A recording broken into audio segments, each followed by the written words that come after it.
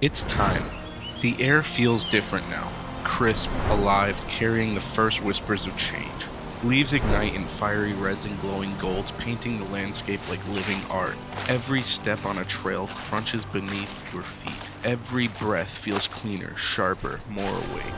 Fall doesn't just arrive, it transforms. It turns mountains into masterpieces. It turns small towns into postcard moments. And it turns ordinary days into memories you'll never forget.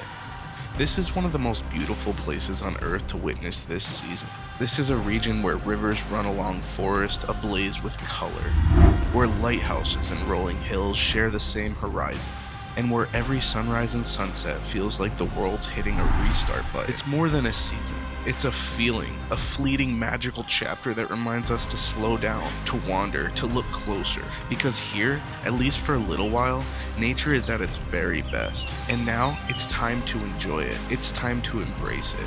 Fall season is here in New England, and it's the most beautiful thing you'll ever witness. Take a scenic tour, go take a hike. You can do it anywhere out here. These are some of my photos, and I can't wait to get out there again this season because it's time.